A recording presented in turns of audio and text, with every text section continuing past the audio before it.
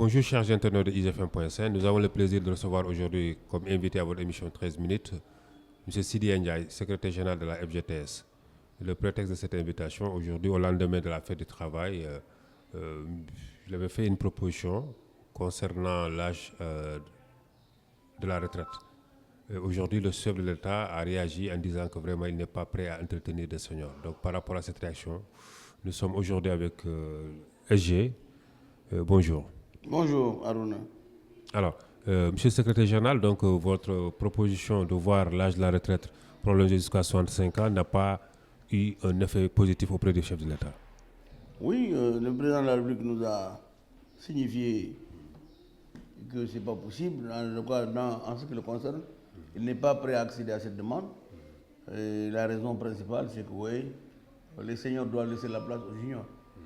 Et moi, je ne suis pas convaincu par cette analyse parce que j'estime que pour moi, c'est un discours populiste à l'endroit des jeunes parce qu'il a simplement voulu faire un clin d'œil à la jeunesse parce que dans ce contexte de difficultés, de crise sociale sans précédent où les jeunes ont montré leur impatience par rapport à l'accès à l'emploi, donc vouloir nous mettre en mal avec les jeunes, alors que nous, l'objectif n'était pas ça. Nous avons des arguments techniques sur lesquels on veut qu'on discute. Parce que la manière dont le cas se dépose au palais n'est pas interactif.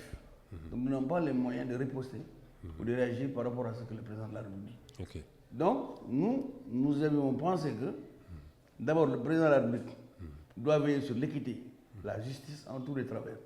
Or cela a été rompu par son gouvernement. Comment? En accordant l'âge de la retraite à 65 ans aux magistrats, en l'accordant au corps professoral de l'université, en l'accordant récemment aux médecins, chirurgiens, pharmaciens, dentistes, c'est fini. Il n'y a plus d'équilibre. Donc, au nom de quoi ce sont comment dirais-je, ces catégories de personnel qui vont avoir droit à 65 ans et pas des autres. Donc je pense que là, vraiment, le problème se pose. Et nous avons constaté, et c'est la même chose pour les indemnités. Il y a une discrimination négative entre les travailleurs de la fonction publique. Il y a des choses qui ne s'expliquent pas. Donc c'est pourquoi nous ne sommes pas d'accord. Donc l'argument là ne tient pas. La deuxième chose, c'est que nous sommes partis du fait que le Fonds national de retraite a des difficultés. Parce que le bassin de cotisants se rétrécit chaque jour et ça menace les pensions. Parce que le principe de la retraite, c'est une solidarité intergénérationnelle. C'est-à-dire que ceux qui sont actifs aujourd'hui, qui travaillent, cotisent pour ceux qui partent à la retraite. Parce que, ouais. Donc s'il n'y a pas de... Parce qu'il y a depuis combien d'années on n'a pas recruté massivement à la fonction publique. Donc il y a un déficit. N'est-ce pas? Oui, s'il n'y a pas assez de cotisants, qui va payer après? Parce que tous les agents de la fonction publique ne sont pas des fonctionnaires. Il y a plus de non-fonctionnaires que de fonctionnaires. Or les non-fonctionnaires cotisent à l'IPRES. Donc c'est pourquoi nous donnons des arguments techniques pour dire qu'aujourd'hui, non seulement on doit amener l'âge de la retraite à 65 ans, mais il faut un recrutement massif dans la fonction publique pour rétablir les comptes et mettre les comptes au vert en sorte que les pensions ne soient pas menacées. Donc voilà nous les arguments que nous avons donnés sur la table. Mais dire comme ça, moi j'aurais accepté de discuter si on me disait qu'on ne peut pas peut-être le généraliser à tous les secteurs et à tous les emplois parce qu'il y a des travaux de pénibilité pour certaines catégories de personnes. Je peux les accepter. Mais rejeter en bloc pour dire que les gens n'ont pas droit, c'est pas bien parce que aussi, dans ce pays, aujourd'hui, la fonction publique, pour y accéder, parfois vous entrez très tard dans la fonction publique. Au-delà de 30 ans. Donc au-delà de 30 ans, vous ne cotisez pas assez pour les pensions. Vous sortez, vous avez des maigres pensions. Donc nous avons des arguments techniques qui sont là sur la table. Et je vous rappelle que l'âge de la retraite au Sénégal était à 55 ans. Ce sont les syndicats qui ont porté le combat jusqu'à avoir 60 ans. Parce que nous pensons que le monde a changé, l'espérance de vie, le niveau de vie a évolué et que les gens aujourd'hui à 60-65 ans sont opérationnels. Donc ils sont déjà dans le survie, on peut les maintenir. Maintenant, vouloir promettre à la jeunesse que ceux qui sont là, s'ils quittent, vous allez avoir des emplois, c'est de la démagogie. Parce que combien de gens vont à la retraite par an? C'est ça qui va régler le problème du chômage? Non, ce n'est pas ça qui va régler le problème du chômage. Le problème du chômage, pour le régler, il faut que l'État renforce le privé national et que ce privé national soit en mesure de recruter des personnels par l'investissement massif. Il faut que l'État fasse des efforts pour aider le secteur informel. Il faut que l'État appuie les emplois dans le secteur primaire, le maraîchage, la pêche, l'agriculture, l'élevage. C'est comme ça qu'on va résoudre le chômage. Mais pas en faisant croire aux jeunes que, évidemment, les seniors qui sont là, ils sont 150 000. Nous, on est combien dans l'administration? Combien partent à la retraite? Donc, s'il doit attendre que les gens partent à la retraite pour trouver du travail. Donc, vraiment, pour moi, il a tout faux de dire ça. Et je rejette cette position. Et je continue à me battre pour qu'on ne prenne en compte cette dimension. Alors, vous avez mis en avant des arguments techniques pour fonder votre requête. Oui. Ouais, en réalité, donc, à part ces catégories que tu viens de citer, qui ont déjà bénéficié de l'âge de la retraite à 65 ans, quelles sont les autres catégories dont vous pensez pourraient bénéficier aussi de... Mais il y a beaucoup de catégories. Vous prenez dans la santé, il y a le corps paramédical qui doit pouvoir bénéficier. Prenez l'enseignement, jusqu'à l'école primaire, moyenne secondaire. C'est des gens qui peuvent être dans le survie jusqu'à 65 ans. Parce que souvent, c'est des gens qui arrivent tard dans la fonction publique. Vous voyez, les recrutements commencent à se faire au niveau de la fonction publique. C'est récemment que l'État a dit qu'il va recruter 5000 personnes. Et souvent, ce n'est pas des fonctionnaires, c'est des non-fonctionnaires. Ça, beaucoup de gens ne le savent pas.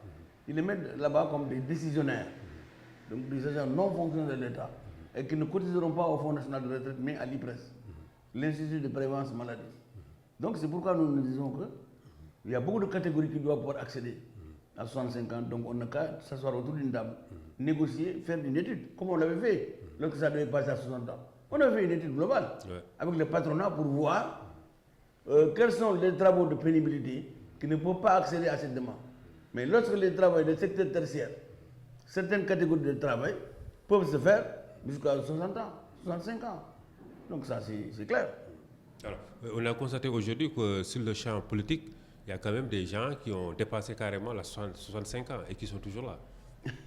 Mais vous savez, pourquoi la classe politique pense qu'elle peut se permettre de se donner tous les faveurs et que les autres, au plan social par exemple, qu'on nous prenne que pour des... Nous, on ne compte pas, quoi. Nous, on ne compte pas. C'est la classe politique, même si vous avez 100 ans, vous pouvez continuer à avoir des responsabilités de haute nature, être entretenu à cause de millions. Pendant ce temps, nous, on est là, on attend. Au nom de quoi? Que ce pays, on a l'impression que c'est la classe politique qui tire les marrons du feu, qui tire ça, qui règle ces problèmes. Le reste doivent attendre. Jusqu'à quand? C'est pas possible. Je pense, dans la presse d'aujourd'hui, vous avez parlé de vétérans qui sont autour de lui. Il y a beaucoup de vétérans et même des dinosaures. Des dinosaures qui sont... Donc vous comprenez, donc vous suivez mon regard. Qui sont toujours dans le système. Qui sont toujours dans qui sont entretenus par le système. Suivez mon regard.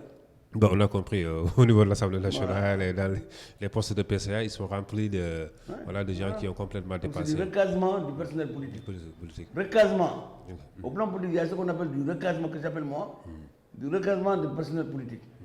Comme des manches-villes qui doivent continuer à vivre, bénéficier des faveurs du système. Nous travaillons, quand nous revendiquons, on trouve que c'est trop. Mais ils sont là, c'est nous qui les avons mis là où ils sont. Ils doivent régler nos problèmes, pas autre chose. Pas régler eux leurs problèmes. Se servir, mais ils doivent nous servir. C'est tout. Moi, je suis très clair dans ce que je dis. Alors, le dossier, c'est la fonction publique locale. Oui. La fonction publique locale, je l'ai dit au président le Premier ministre, nous avons travaillé, puisque la loi a été votée en mars 2011, jusqu'à présent, nous courons derrière 3 décrets. Bon, c'est vrai que 40 de décrets ont été signés, mais jusqu'à présent, il y a des décrets qui ne sont pas encore dans le jour. Il a promis que dans ces jours à venir, peut-être les décrets seront signés, puisque la commission technique qui doit les valider s'est réunie. Donc vraiment, nous tenons à leur dire que nous sommes prêts à aller en mouvement d'humeur si rien n'est fait, parce que nous avons déposé un bref de grève.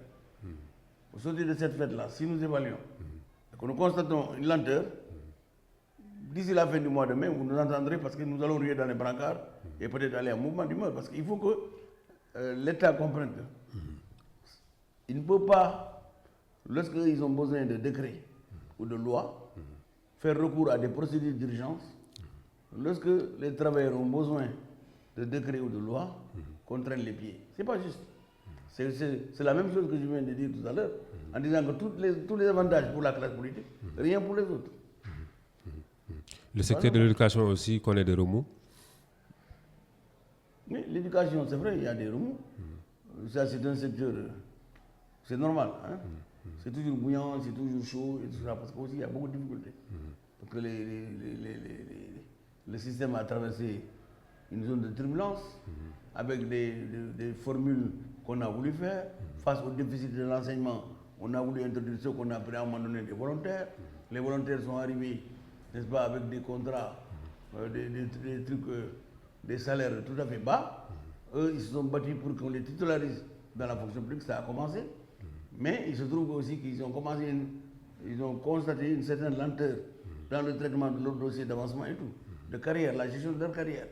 Donc, c'est pourquoi ils ont demandé une dématérialisation de ces dossiers pour que vraiment ça se fasse vite. Parce que vous pouvez rester 5 à 10 ans sans avancer ou sans. Vous perdez de l'argent, mais vous perdez du temps aussi par rapport à votre carrière. Donc, je crois que là aussi, c'est normal qu'il y ait une évolution constante, puisque l'État ne semble pas comprendre que l'éducation et la santé, ça va être des sous-priorités. La santé, dans le cas d'Andeguesem aussi, il y a eu des temps où vous aviez un certain nombre de revendications que vous aviez apportées. Est-ce que ces revendications ont été satisfaites à ce jour? Oui, Andeguesem a déposé un préavis de grève d'ailleurs, le 12 avril. Donc le 12 mai, nous serons en droit d'aller en action pour pouvoir défendre cette plateforme revendicative qui contient des demandes très fortes concernant la finalisation du statut des techniciens supérieurs, dont le décret est en cours depuis 2018. Là aussi, vous voyez les lenteurs. Depuis 2018, le décret, on a travaillé sur le décret, il est dans le circuit, ça ne sort. Alors que 50 degrés sont sortis. Les techniciens supérieurs. Il y a également la question des indemnités, où il y a une discrimination. Le corps médical, nous nous félicitons que l'État ait accordé beaucoup d'avantages, mais le corps paramédical, zéro. Zéro pointé. Le gouvernement de Macky Sall n'a rien donné au corps paramédical. Donc c'est un problème. C'est pas juste, on crée des déséquilibres comme ça. Et ce personnel, je te dis, est très remonté. Et si rien n'est fait pour qu'on anticipe sur les négociations, il est évident que nous allons vers une zone de turbulence, parce que les travailleurs n'ont pas laissé. Il y a même d'autres catégories de personnel qui sont très très frustrés. Il y a la question des primes, du Covid, que le président avait bien voulu accorder. Même dans le paiement de ces primes, il y a une discrimination. Je prends le cas des agents municipaux de la santé. Certains ont reçu 4 mois sur 6, d'autres 0 francs jusqu'à au moment où je vous parle. Donc vraiment, il y a des choses qu'on aurait pu éviter, des conflits inutiles, surtout que c'est au niveau des centres de santé que les gens font le maximum de boulot, parce que les vaccinations, tout ça là, ce sont les centres de santé, ce sont les AIC. Ensuite, au niveau de la santé, il y a un phénomène qu'on doit pouvoir quand même diagnostiquer, bien diagnostiquer, et qui est très grave, parce que c'est l'État qui viole sa propre législation, c'est le recours à ce qu'ils appellent du personnel temporaire, personnel des prestataires de services. Mais un prestataire de services en droit, on le reconnaît à une personne morale, mais pas à une personne physique. Une personne physique ne peut pas être prestataire de service. Tout ça, c'est des moyens déguisés. Pour contourner la loi, utiliser de la main-d'œuvre taillable et corvéable, qui sert parfois à briser des mouvements de grève.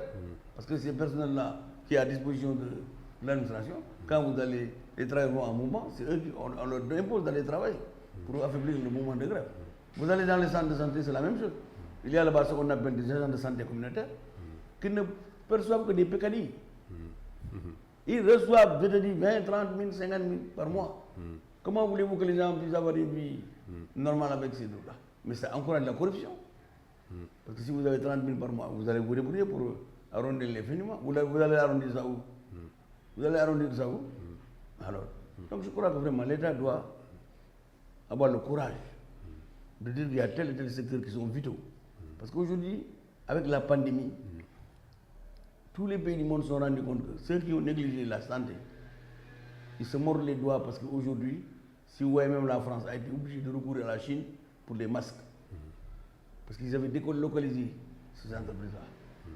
Mais aujourd'hui, avec la Covid, comme le dit quelqu'un pour rigoler, est un virus démocratique. Parce qu'il n'épargne personne. Aucun pays, du plus fort au plus faible. Donc aujourd'hui, on a démontré que la santé publique, il faut quand même y veiller. Parce que sans des travailleurs sains, sans une population saine, on ne peut pas atteindre des performances au plan économique. Ok. Donc il faut lui donner la part qui lui revient. Veiller à ce que nous ne puissions pas, en tout cas, avoir des phénomènes comme ceux qu'on est en train de connaître, des millions de morts comme ça, alors qu'on aurait pu l'éviter. Ça a surpris tout le monde. Donc je vous dis qu'aujourd'hui aussi, sous ce rapport, il y a beaucoup à faire, n'est-ce pas, pour qu'au niveau du secteur de la santé, que nous puissions quand même aller de l'avant sans mettre en danger la vie des populations. Donc, merci EG. C'est moi qui remercie infiniment et bonne continuation. Merci beaucoup. Nous rappelons aux internautes que nous avions le plaisir de recevoir aujourd'hui comme invité à votre émission 13 minutes, M. Sidi Ndiaye, secrétaire général de la FGTS, Fédération générale des travailleurs du Sénégal. Merci.